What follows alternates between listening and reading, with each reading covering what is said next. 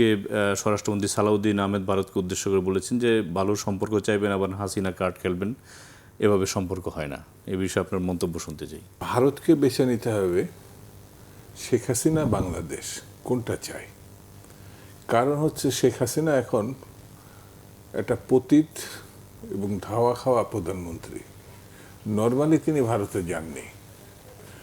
তিনি যে অপকর্মগুলো এখানে করে গেছেন, বাংলাদেশে করে গেছেন, সেটা একটা গণহত্যা। হাজার হাজার কোটি টাকা মানে অবৈধভাবে এই দেশ থেকে পাচার হয়েছে।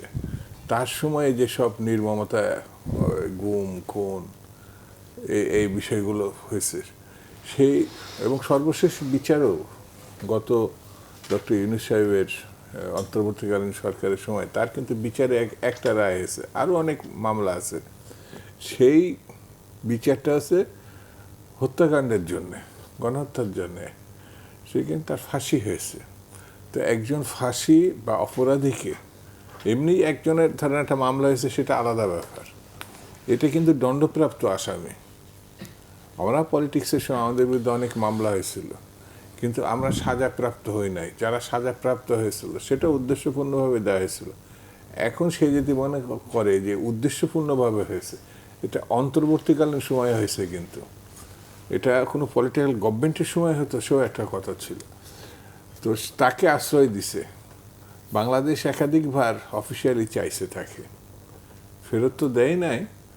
এমনকি তার ভাষণের মানে এই যে ভাষণ দিল, এই ভাষণের আগে বাংলাদেশ সরকারের পক্ষ থেকে ভারতকে যাতে এই ঘটনা সে যুক্ত না হয়, রাজনীতি না করে, এটার জন্যে ভারতকে অনুরোধ করছে বাই লেটার একাধিকবার।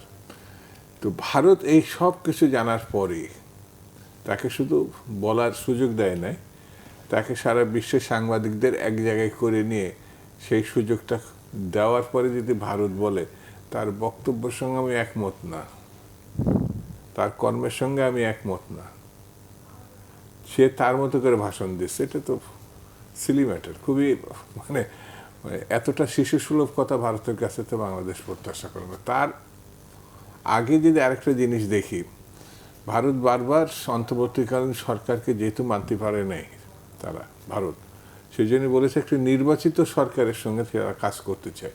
এখন তো নির্বাচিত সরকার, জনাব তারেক রহমান সাহেব যে সরকারের নেতৃত্ব দিচ্ছেন সেটা নির্বাচিত সরকার।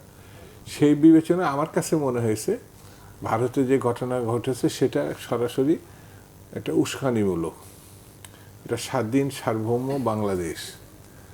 আমরা কিন্তু ৭১ সালে মুক্তিযুদ্ধে ভারত আমাদের সহায়তা করছে, জায়গা দিছে, এইগুলো এই জন্য কিন্তু আমরা একাধিকবার বিভিন্ন সরকারের সময় কৃতজ্ঞতা প্রকাশ করা হয়েছে।